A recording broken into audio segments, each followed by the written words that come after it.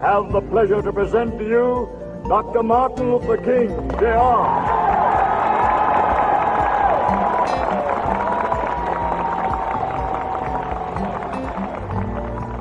I am happy to join with you today in what will go down in history as the greatest demonstration for freedom in the history of our nation.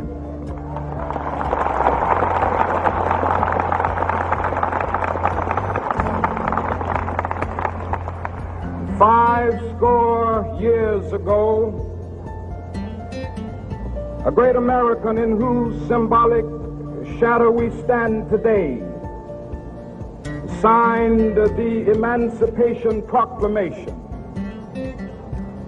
This momentous decree came as a great beacon light of hope to millions of Negro slaves who had been seared in the flames of withering injustice. It came as a joyous daybreak to end the long night of their captivity. But 100 years later, the Negro still is not free. 100 years later, the life of the Negro is still sadly crippled by the manacles of segregation and the chains of discrimination. 100 years later, the Negro lives on a lonely island of poverty in the midst of a vast ocean of material prosperity. 100 years later,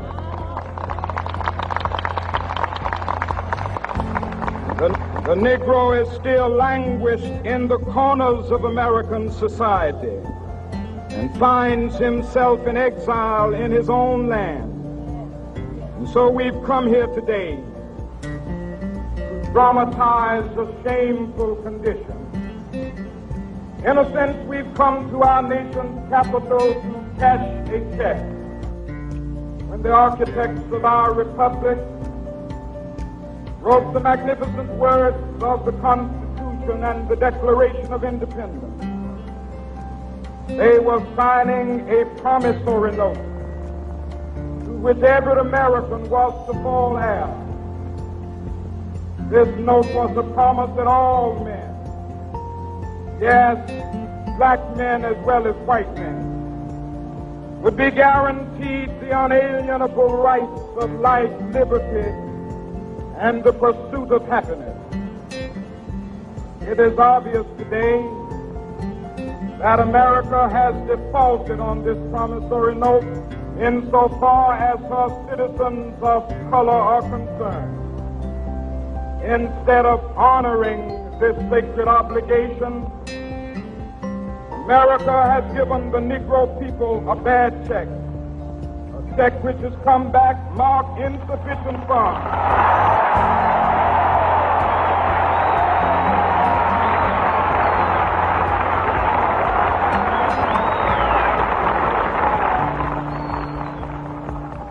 But we refuse to believe that the Bank of Justice is bankrupt. We refuse to believe that there are insufficient funds in the great vaults of opportunity of this nation. So we've come to cash this check, a check that will give us upon demand the riches of freedom and the security of justice.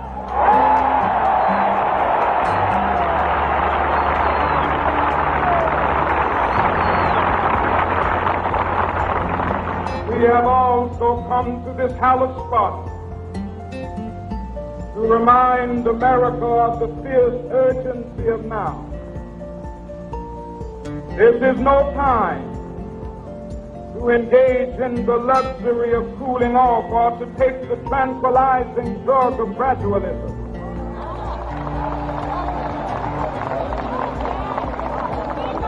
Now is the time to make real the promises of democracy.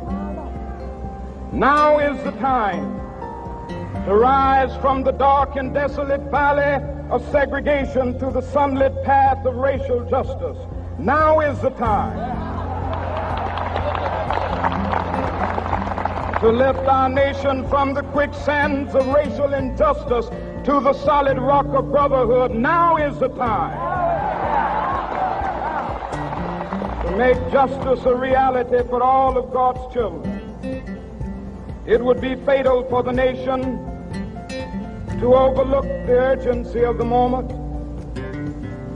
This sweltering summit of the Negro's legitimate discontent will not pass until there is an invigorating autumn of freedom and equality. 1963 is not an end, but a beginning. Those who hope that the Negro needed to blow off steam and will now be content will have a rude awakening if the nation returns to business as usual.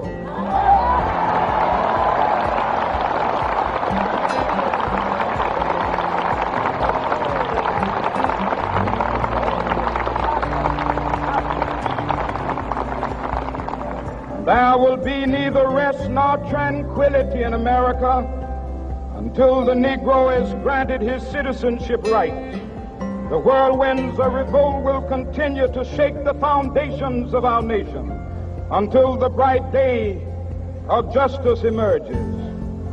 But that is something that I must say to my people who stand on the warm threshold which leads into the palace of justice. In the process of gaining our rightful place, we must not be guilty of wrongful deeds. Let us not seek to satisfy our thirst for freedom by drinking from the cup of bitterness and hatred.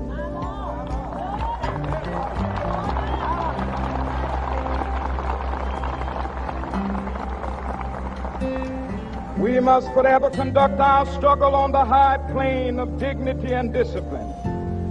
We must not allow our creative protests to degenerate into physical violence. Again and again, we must rise to the majestic heights of meeting physical force with soul force. The marvelous new militancy which has engulfed the Negro community must not lead us to a distrust of all white people. For many of our white brothers, as evidenced by their presence here today, have come to realize that their destiny is tied up with our destiny.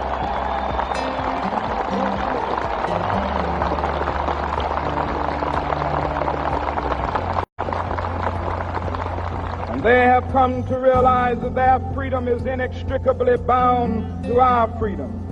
We cannot walk alone. And as we walk, we must make the pledge that we shall always march ahead. We cannot turn back. There are those who are asking the devotees of civil rights, when will you be satisfied? We can never be satisfied as long as the Negro is the victim of the unspeakable horrors of police brutality. We can never be satisfied as long as our bodies, heavy with the fatigue of travel, cannot gain lodging in the motels of the highways and the hotels of the cities.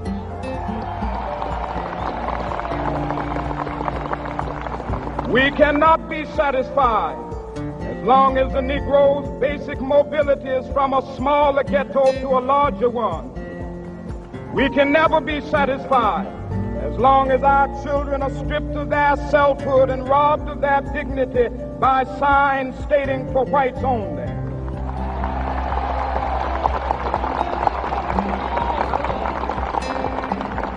We cannot be satisfied as long as a Negro in Mississippi cannot vote and a Negro in New York believes he has nothing for which to vote.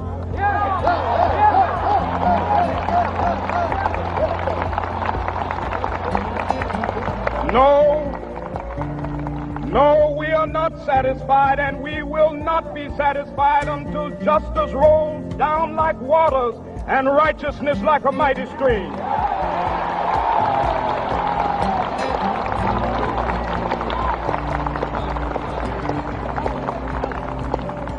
I am not unmindful that some of you have come here out of great trials and tribulations. Some of you have come fresh from narrow jail cells. Some of you have come from areas where your quest for freedom left you battered by the storms of persecution and staggered by the winds of police brutality. You have been the veterans of creative suffering. Continue to work with the faith that unearned suffering is redemptive. Go back to Mississippi. Go back to Alabama. Go back to South Carolina. Go back to Georgia. Go back to Louisiana. Go back to the slums and ghettos of our northern cities. Knowing that somehow this situation can and will be changed. Let us not wallow in the valley of despair. I say to you today, my friend,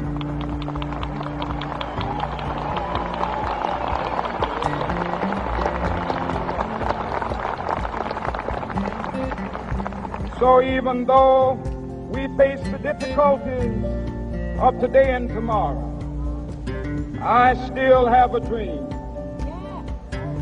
It is a dream deeply rooted in the American dream. I have a dream that one day this nation will rise up and live out the true meaning of its creed. We hold these truths to be self-evident, that all men are created equal.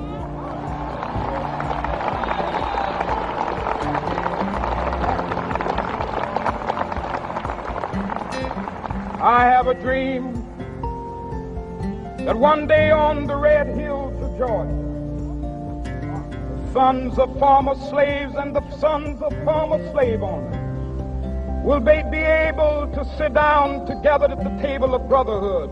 I have a dream that one day, even the state of Mississippi, a state sweltering with the heat of injustice, sweltering with the heat of oppression, will be transformed into an oasis of freedom and justice. I have a dream that my 4 little children will one day live in a nation where they will not be judged by the color of their skin, but by the content of their character. I have a dream today.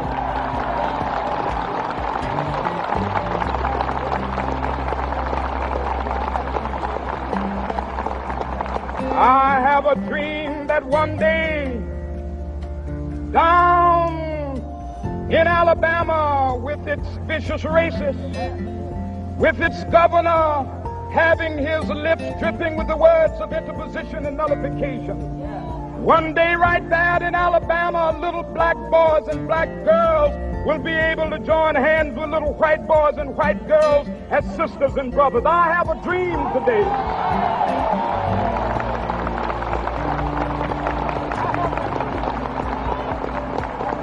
I have a dream that one day every valley shall be exalted, and every hill and mountain shall be made low, the rough places will be made plain, and the crooked places will be made straight, and the glory of the Lord shall be revealed, and all flesh shall see it together. This is our hope. This is a faith that I go back to the South with. With this faith, we will be able to hew out of the mountain of despair a stone of hope. With this faith, we will be able to transform the jangling discords of our nation into a beautiful symphony of brotherhood. With this faith, we will be able to work together, to pray together, to struggle together, to go to jail together, to stand up for freedom together, knowing that we will be free one day. This will be the day. This will be the day when all of God's children be able to sing with new meaning, my country, tears of thee. Sweet land of liberty, of thee I sing. Land where my fathers died, land of the pilgrim's pride. From every mountainside, Let freedom ring. And if America is to be a great nation, this must become true. So let freedom ring from the prodigious hilltops of New Hampshire. Let freedom ring from the mighty mountains of New York. Let freedom ring from the heightening Alleghanies of Pennsylvania. Let freedom ring from the snow-capped Rockies of Colorado. Let freedom ring from the curvaceous slopes of California. But not only that, let freedom ring from Stone Mountain of Georgia. Let freedom ring from Lookout Mountain of Tennessee. Let freedom ring from every hill and molehill of Mississippi, from every mountainside. Let freedom ring, and when this happens, when we allow freedom ring, when we let it ring from every village and every hamlet, from every state and every city, we will be able to speed up that day when all of God's children, black men and white men, Jews and Gentiles, Protestants and Catholics, will be able to join hands and sing in the words of the old Negro spiritual, free at last, thank God Almighty, we are free at last.